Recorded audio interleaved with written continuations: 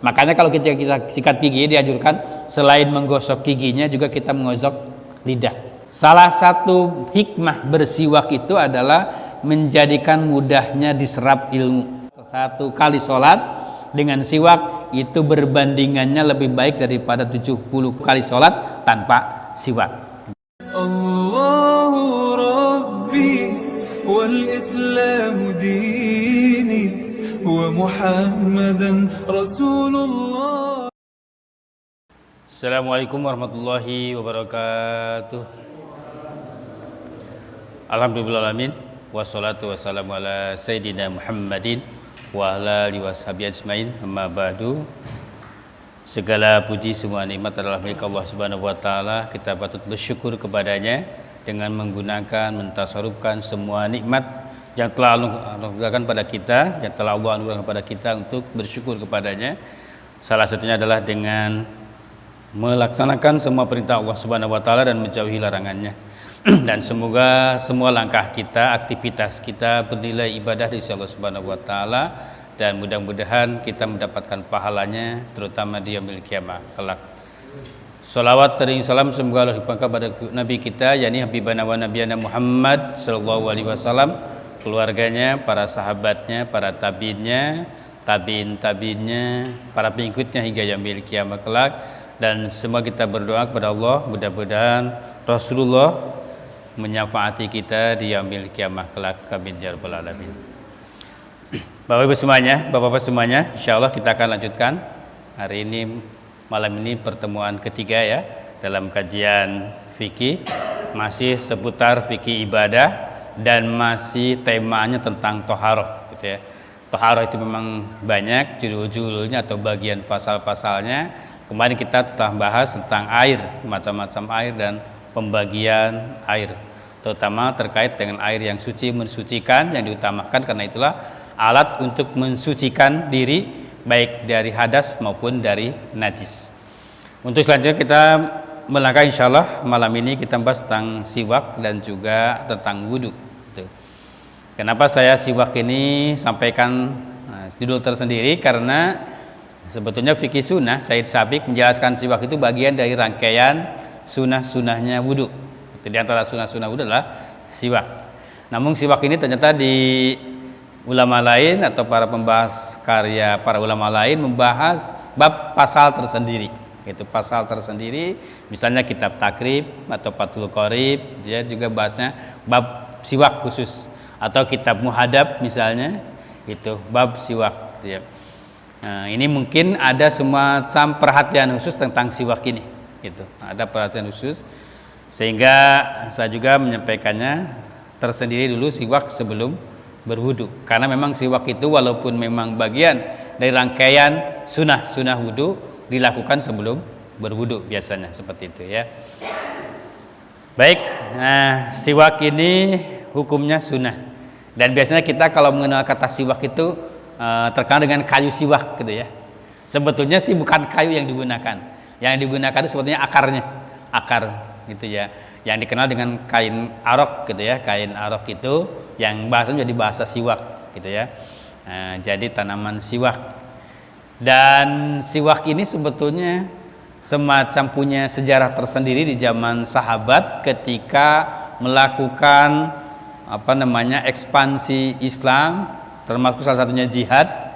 Itu ada sekelompok sahabat, kalau saya nggak salah dipimpin oleh Gibraltar itu ya. Di situ itu ketika mereka udah melakukan semua, tahajud dilakukan gitu ya, perang persiapan udah betul-betul mental disiapkan gitu ya. Dan ternyata masih juga perangnya lemah, masih kalah gitu ya. Ternyata ada satu sunnah yang ketinggalan, yaitu bersiwak. Nah saat itu jadi panglimanya memang orang cerdas, sahabat ya. Ketika itu menjelang sholat, kayaknya ada sesuatu yang ketinggalan. Udah tahajud, udah menyiapkan diri. Dan mereka kalau orang yang berjihad kan luar biasa persiapan fisik dan sebagainya, termasuk mental gitu, jiwa. Nah, ternyata beberapa kali ini perang selalu kalah gitu. Selalu kalah, dan mungkin dikasih ilham sama Allah, ada sesuatu yang terlewat, yaitu kebiasaan siwak. Nah, kebetulan di tempat itu, di tempat negara musuh itu, nah sahabat dan memimpin atau panglima itu memimpin para sahabat prajurit lainnya, kita ada sunnah yang ketinggalan nih, yang menyebabkan kita kalah perang ini, yaitu kebiasaan bersiwak. Sunnah Rasulullah bersiwak. Akhirnya di saat itu, di hari itu, mereka membabat pohon untuk bahan siwak, gitu ya, kain arok itu. Sebenarnya yang dibahan kan, yang diambil sebenarnya ke akarnya itu ya. Mereka dengan berjibaku semangat, gitu ya, menyiapkan kain arok itu untuk bersiwak. Musuh melihat, gitu, para musuh melihat, gitu ya, bagaimana semangatnya kaum muslimin, gitu ya, dalam menyiapkan fisiknya, termasuk salah satunya bersemangat untuk menyiapkan kain arok itu, kain siwak itu. Dan itu dilihat oleh musuh, dan itu ternyata menjadi menggetarkan musuh. Dan besoknya ketika perang lagi, jihad lagi, musuh itu kalah, gitu ya. Ini tentang siwak ini ada hal seperti itu di antara hujana sejarah Islam, gitu ya, luar biasa itu. Dan itu siwak memang itu kebiasaan Nabi yang selalu dilakukan. Bahkan ketika Nabi menjelang wafat, ketika sakaratul maut pun minta kepada Siti Aisyah untuk menyiapkan siwak, menggosok giginya, karena beliau menyiapkan diri untuk menghadap Allah. Kan ketika Rasulullah ditanya, Rasulullah itu kalau mau Pak, itu misalnya jadi pemimpin dunia sampai akhir ujung kiamat pun oleh Allah siapkan. Kan ditanya sama Allah. Ketika beliau dakwahnya udah selesai, udah sukses selama 23 tahun, di ujung hayatnya itu ditanya Rasulullah itu, apakah kamu ingin kalau semua hujana bumi ini, dunia ini kamu diserahkan kepada kamu hidup sampai menjelang kiamat, setelah itu juga meninggal kemudian dijamin masuk surga, atau kamu mau segera menemui Tuhanmu, gitu. Dan Rasulullah memilih yang kedua, memilih Tuhannya, artinya bertemu dengan Allah. Sebenarnya Rasulullah kalau mau itu, karena dunia ini seisinya sudah diserahkan sama Rasulullah, Allah pada Rasulullah, tapi Rasulullah tidak mau. Tapi Rasul memilih yang kedua, yaitu bertemu dengan Allah. Dan dengan bertemu dengan Allah kan ada pengalaman yang namanya sakaratul maut. Rasulullah pun mengalami sakitnya sakaratul maut. Bahkan Rasulullah itu sakitnya sakaratul maut itu berlipat-lipat. Sehingga ketika panasnya sangat kencang, gitu, Ibnu Mas'ud bertanya, ya Rasulullah, engkau merasakan sakitnya begitu berlipat-lipat dari yang lain, apakah karena pahala yang kau terima lebih besar? Ya, seperti itu. Bahkan diantara riwayat menjelaskan bahwa Rasulullah itu berdoa, kalau misalnya dengan sakaratul mautnya beliau meringankan sakaratnya para umatnya, maka limpahkanlah kepadaku, kata Rasulullah, gitu ya. Begitu sayang Rasulullah pada umatnya. Nah, di saat kritis-kritis itu Rasulullah masih meminta kepada Siti Aisyah untuk menyiapkan siwak. Sehingga kata Siti Aisyah, beliau menyiapkan siwak itu, dia melembutkan dengan gigi beliau, gitu ya, dengan giginya Siti Aisyah, kemudian baru digosokin kepada Rasulullah SAW. Karena Rasulullah ingin menyiapkan diri yang terbaik kepada Allah Subhanahu Wa Taala, salah satunya adalah dengan siwak, menghadapi ketika sakaratul maut. Itu luar biasa siwak itu. Apalagi bagi kita bapak-bapak yang masih ada alul hisab kan. Alul hisab itu artinya menghisap rokok gitu kan, biasanya ada bau yang tertinggal, itu lebih utama lagi harus disiapkan untuk siwak, gitu ya bapak semuanya. Dan siwak ini kan dengan kain arok ya, dengan kayu arok. Kayu arok itu ternyata menurut hasil penelitian bahwa kayu arok ini istimewanya itu mengandung zat empedu yang bisa membedu bakteri, Pak. Itu utamanya siwak ternyata. Itu walaupun sekarang kita udah diganti dengan sikat gigi ya, sikat gigi.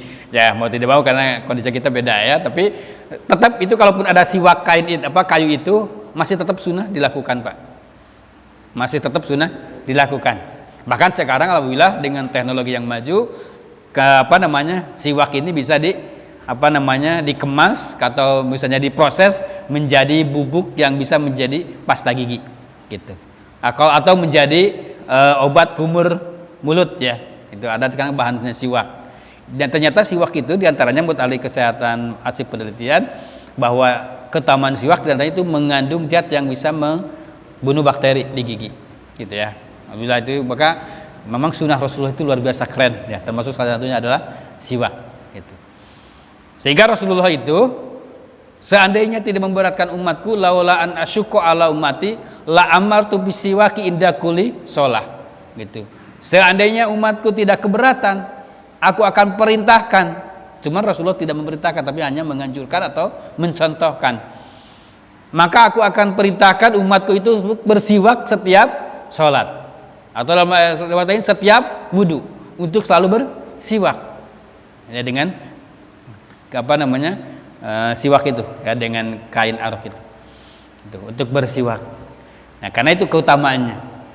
Sehingga ada riwayat hadis yang diriwayatkan oleh Siti Aisyah, riwayatnya bahwa Nabi sallallahu alaihi wasallam salatu bisiwaki khairun min sab'ina salatan bi ghairi siwakin. Nah, ini ada momen yang cukup luar biasa, bahwa dengan siwak itu merupakan loncatan pahala yang luar biasa. Selanjutnya adalah bahwa siapa yang sholat dengan dimulai dulu siwak sebelum sholat, maka ia lebih baik daripada 70 sholat, gitu ya, tanpa siwak. Jadi kalau kita siwak dulu, sikat gigi dulu sebelum kita sholat, gitu ya, dengan waktu atau sebelum wudhu, gitu ya, kita niatkan, ya Allah, saya melakukan siwak ini untuk berwudhu dan sholat sunnah karena Allah, gitu ya.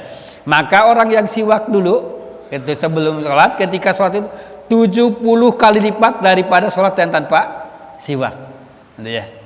Bagus kan? Maksudnya ada keutamaan yang luar biasa.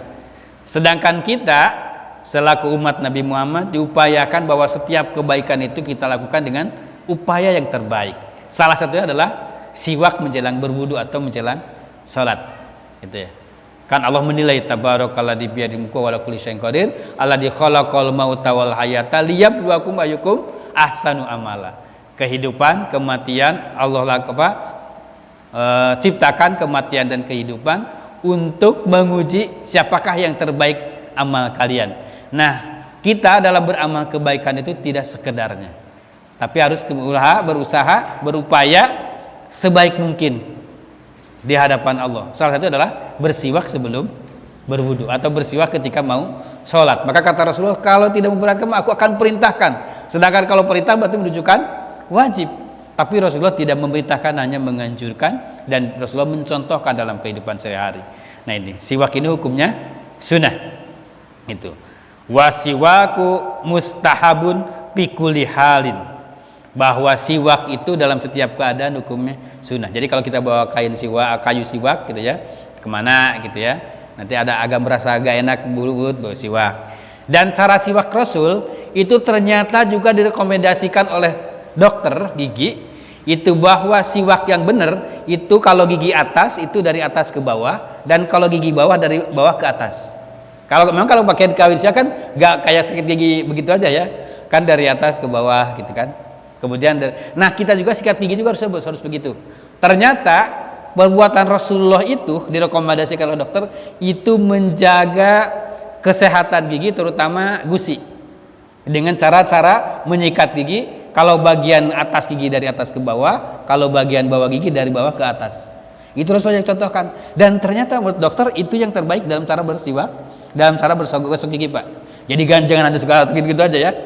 Gitu. Apalagi kalau misalnya pakai pasta gigi yang berbusa gitu ya. Walaupun itu nggak jadi jaminan busa itu jadi sehat gitu ya. Nah, itu kan ada sampai gitunya sekadarnya gitu sembarangan. Rasulullah tuh contohnya begitu. Kalau ketika giginya bagian atas dari atas ke bawah gitu ya. Jadi gitu. Kalau dari ketika menyikat dari gigi yang bawah dari bawah ke atas gitu. Jadi searah. Nah, itu ternyata menurut dokter gigi sebagian menjelaskan itu menjaga kesehatan gusi kita. Itu luar biasa ya. Ternyata keren banget itu ya Rasulullah mencontohkannya. Dan menggunakan khusus siwak itu ternyata mengandung zat empedu yang bisa membunuh bakteri. Ternyata itu ya.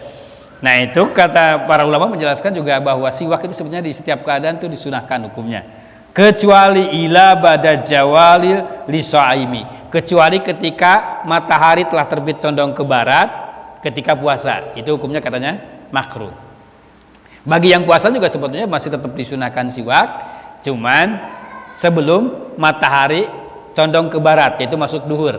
Kan kalau ketika matahari istiwa itu di tengah-tengah, ketika kita tidak ada bayangan, itu adalah waktu yang dimana salah satu waktu yang diharamkan sholat atau tidak diboleh sholat, kecuali ada sebab tertentu gitu ya. Itu ada 5 waktu, salah satunya adalah ketika istiwa. Istiwa itu ketika matahari di tengah-tengah, yaitu ketika kita melihat bayangan tidak ada bayangan kan. Nah, nanti ketika matahari bergeser sedikit ke barat, munculkan bayangan ke sebelah timur dikit. Nah, itu berarti masuk duhur. Maka dulu waktu saya kecil ketika SD gitu ya di kampung, ketika anak-anak minta teman-teman gitu ya, kan udah siang terik matahari waktu itu kelas 1 SD gitu ya, ke gurunya komentar, "Pak, udah duhur Pak, ayo pulang."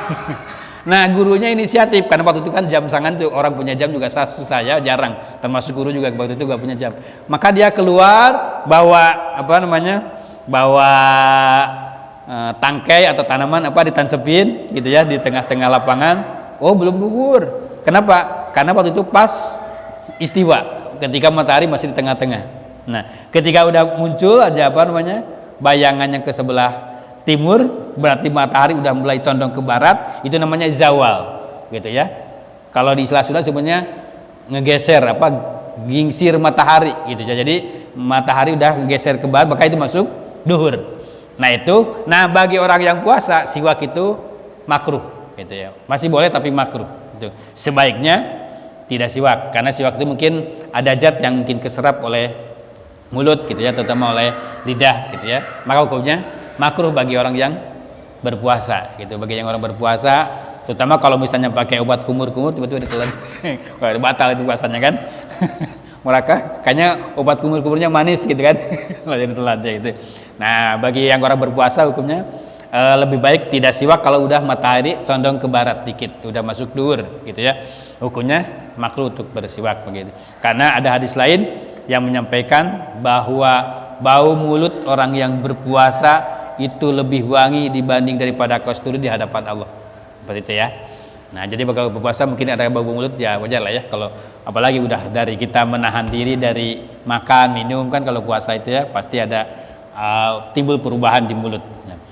Nah, itu ketika kapan itu sunnah hukumnya kita bersiwak, yaitu bi salah satu mawadiyah, ketika dalam 3 keadaan ini paling diutamakan. Memang dari tadi itu disebutkan bahwa siwak itu sunnah di setiap kapanpun, dalam keadaan apapun, dan yang paling utama adalah di 3 keadaan. Artinya ini siwak yang paling betul-betul Rasulullah anjurkan di 3 keadaan ini.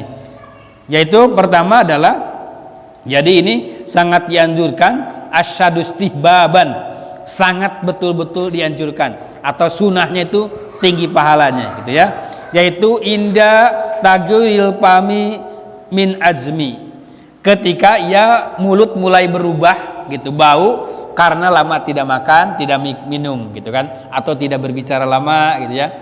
Ya apalagi bagi yang belum berpuasa kan ya gitu biasanya ya gitu berubah gitu ya. Atau kita itu nahan diri gitu ya, tidak makan di sejak pagi gitu kan, tadi udah sarapan gitu, kemudian lama-lama menjelang duhur, menjelang siang itu kadang mulut berubah gitu ya. Nah, itu ada zat yang namanya di lidah kita itu ada apa namanya? Zat petialin ya. Zat petialin ini terutama ketika bangun tidur bau banget kan? Itu sebetulnya bukan busuk ya. Itu adalah zat petialin yang ada di lidah kita. Dan itu zat petialin itu ternyata salah satu obat antibiotik, Pak. Makanya itu orang tua dulu itu kalau luka ya. Nah, itu kalau luka di mana gitu, ada anak luka, termasuk saya tuh ketika luka, bapak saya langsung masukin jarinya ke atas langit-langit, sebetulnya bukan atas langit-langit, sebetulnya di lidah ini. Ini kan kalau ketika bangun bau banget ya, itu adalah zat petialin, itu antibiotik, itu bisa ditempelin ke luka, gitu kan. Ternyata itu luar biasa orang tua dulu ya, walaupun mereka tidak belajar kedokteran atau apa ya, tapi mereka orang tua tuh kayak refleks gitu, orang tua dulu begitu. Tiba-tiba ketika saya luka misalnya masukin jarinya nah itu zat petialin yang bau itu bisa menjadi antibiotik, Pak. Nah, seperti itu. Nah, otomatis ketika bangun tidur misalnya kan bau ya. Nah, itu juga ketika kita lama di sini tidak makan, tidak minum gitu, ada hampir setengah hari, itu kan itu udah mulai bau tuh, maka itu disunahkan bersiwak ya. Nah, itu yang pertama. Kemudian wa indal qiyami minan naumi, yang kedua ketika bangun tidur tadi. Kan lama kita tidur pasti ya, apalagi itu kan napas ada masuk keluar masuk gitu ya, kelewat pencernaan dan sebagainya. Ya seperti itu. Maka otomatis bau. Maka zat petialin ketika bangun tidur sangat tinggi banget. Itu sangat tinggi banget. Makanya kalau kita sikat gigi dianjurkan selain menggosok giginya juga kita menggosok lidah. Nah, biasanya yang ditempel di atas lidah ini nih, itu banyak zat betialinnya. Ya, makanya kalau ada orang yang inisiatif, bahkan kalau orang yang ini mah biasa sikat giginya dua Pak. Satu sikat gigi untuk menggosok giginya, satu lagi sikat gigi untuk menggosok lidahnya. Gitu kan? Jadi lidahnya itu digosok karena memang itu yang sangat bau, karena itu tadi ada kumpulan zat betialin yang bikin bau. Bau itu bukan busuk ya, bukan bangkai. Tapi ya itu memang itu zat yang memang Allah siapkan di mulut kita ya, karena ada ya Pak enzim segala ya. Seperti itu maka jadi bau. Nah, ketika kita bangun tidur, siwak itu sangat dianjurkan. Bersiwak itu sangat dianjurkan. Itu. Dan yang ketiga, wa indal qiyami ila sholati. Dan ketika kita mau mendirikan sholat, menjelang sholat. Jadi 3 keadaan itu sangat dianjurkan. Pertama, karena kita lama diam, lama tidak makan, tidak minum sehingga menjadi berubah, mulut itu menjadi bau, itu maka dianjurkan bersiwak. Kemudian ketika kita bangun tidur bersiwak, dan ketika kita mau sholat, apalagi ketika bangun tidur sekaligus juga mau sholat ya, maka itu sunahnya 2 sekaligus. Maka kita niatkan dalam hati, ya Allah saya bersiwak karena bangun tidur dan karena mau sholat. Jadi 2 dalam satu waktu 2 pahala itu ya, pahala karena bangun tidurnya, istihbab juga apa sunnah, menjalankan sunnah Rasulullah. Yang kedua adalah karena mau sholatnya gitu ya. Jadi jangan lepas dari niat Pak, karena dengan niat itulah yang menjadikan amal kita, karena urgensi niat itulah menjadikan diterima pahala juga, menjadikan menjadi catatan kebaikan gitu ya. Termasuk itu tadi, termasuk bersiwak gitu ya, bersiwak itu. Nah, kalau sekarang bagaimana dengan sikat gigi? Gak masalah, maksudnya sikat gigi, tapi intinya adalah sebetulnya menggosok gigi. Memang istinya adalah membersihkan gigi. Memang sunnahnya Rasulullah mencontohkan mengajukan dengan kain arok itu, kayu arok itu yang menjadi bahan diantaranya. Dan ternyata sekarang alhamdulillah ya, udah orang ada yang mengemas gitu ya dengan teknologi, maka siwak itu menjadi bagian pas dibikin pasta gigi gitu ya, walaupun dengan campuran lain dan sebagainya gitu ya. Dan itu ternyata kita ngikutin sunnah gitu ya, mengikuti sunnah, dan itu sangat dianjurkan. Itu bahkan banyak hadis-hadis yang terkait dengan siwak ini. Salah satu dari hadis tadi gitu ya.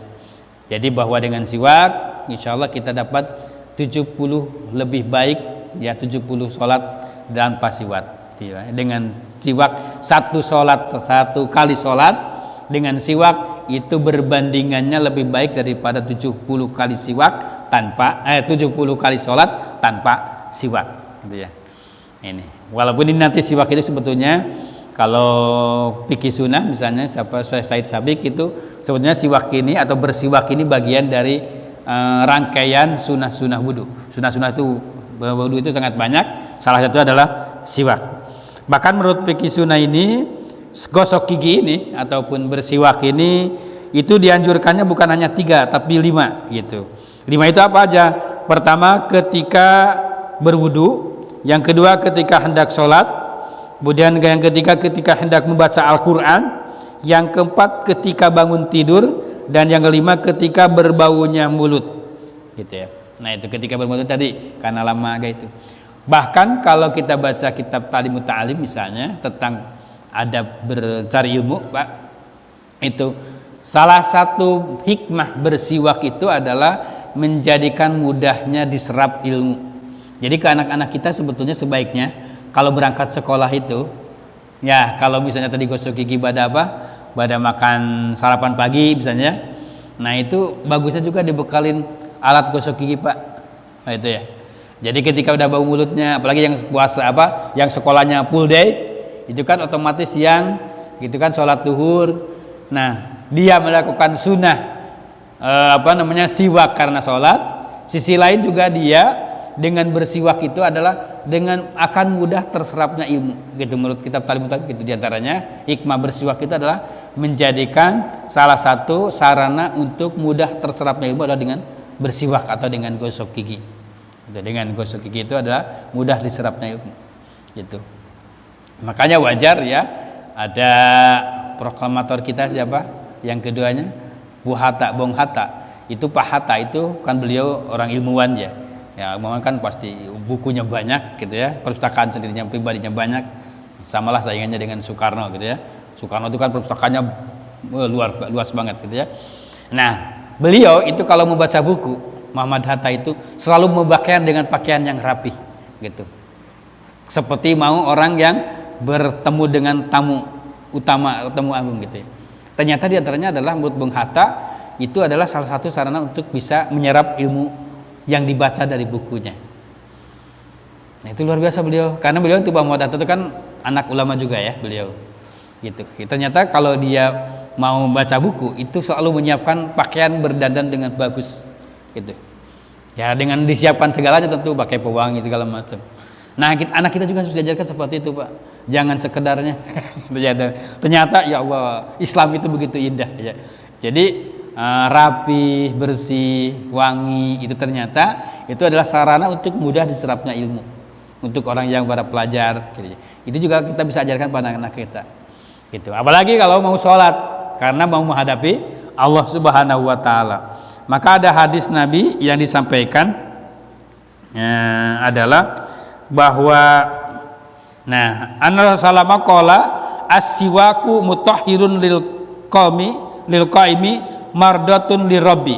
Hadis riwayat Ahmad, Nasai dan Tirmidzi bahwa Rasulullah bersabda, menggosok itu membersihkan mulut, mutahhirun lil fami membersihkan mulut, mardatun lil rabbi dan merupakan perbuatan yang disenangi oleh Tuhan, yang disenangi oleh Allah. Gitu ya. Jadi salah satu supaya ibadah kita juga apalagi sholat Allah ridho suka kepada kita adalah dengan bersiwak dulu, gosok gigi dulu sebelum sholat gitu. Mudah-mudahan kalau saya sering melihat kebiasaan kita di kampung kan biasa sebelum berangkat sambil supaya tidak kesel atau apalah ya, atau karena mungkin udah nyandu gitu ya, itu sebelum sholat itu berangkat tuh sambil gini gitu maksudnya merokok gitu ya. Makanya menurut siapa? Muhammad Bisri ya, salah satu sastrawan kita, ulama dan sastrawan, maka dia memberikan sebuah judul tentang kritikan pada yang merokok itu Tuhan 9 cm ya. Itu bisa dibuka di Google, Tuhan 9 cm ya. Kalau orang yang udah nyandu kan kemana-mana selalu merokok, termasuk mau berangkat ke masjid, mau sholat juga masih begini gitu kan, langsung wudu gitu kan, langsung sholat. Nah itu kan berarti ada sesuatu yang bau yang ditinggalkan di mulut kita yang kemungkinan bisa jadi itu menjadi makruh atau dibenci oleh Allah gitu ya. Maka Rasulullah SAW itu sangat mengunjurkan pada umatnya, pada para sahabat ketika mau sholat, kalau ada orang yang habis makan bawang putih gitu ya, habis makan bawang dan sebagainya, kalau di kita makan jengkol gitu ya itu kan bau itu, atau makan pete itu kan bau ya, maka dianjurkan untuk siwak dulu, dianjurkan untuk gosok gigi dulu seperti itu. Maka hal-hal yang bau itu harusnya sebelum sholat itu harus sudah disingkirkan gitu ya. Gitu. Maka bagusnya itu kalau kita pingin yang terbaik di hadapan Allah ya ketika sholat itu ya tadi bersiwak, menggosok gigi dan menggunakan parfum, pakaian yang terbersih, yang terapi gitu ya. Jangan sekedar kan walaupun gitu ya. Kalau secara fikih apalagi bagi laki-laki kan auratnya cuman di antara udel sampai lutut kan, atau asal ketutup lutut, ketutup udel, pakai sarung diikatkan itu udah cukup sebetulnya. Tapi secara etika begitu ya, masa sih menghadapi Allah seperti itu, kita menghadapi tamu aja pasti nyiapkan diri gitu ya, apalagi kalau tamunya orang penting, misalnya bupati gitu kan, kita dapat penghargaan misalnya, mau menerima hadiah, masa cuma pakai kain sarung kan gak ada berani saya yakin gitu ya, atau pakai kolor sama singlet gitu kan gak mungkin gitu ya, pasti pakai kalau bisa mah pakai jas gitu kan, gitu karena akan ketemu dengan tamu yang dihormati, apalagi menghadapi Allah, maka kita berusaha untuk yang terbaik, bersih, rapi, wangi. Itu Rasulullah sangat disayangi. Rasulullah itu badannya selalu wangi gitu kan, selalu terjaga. Makanya Rasulullah juga menyampaikan bahwa salah satu yang disenangi beliau adalah parfum atau pewangi, parfum, minyak wangi gitu. Maka Rasulullah juga selalu wangi, selalu siwak dan sebagainya, bahkan dalam setiap keadaan itu selalu Nah kalau kita sekarang udah praktis ya, sekarang udah banyak alat sikat gigi yang bisa dibawa, bisa kemasan kecil gitu ya, ada pasta giginya insyaallah.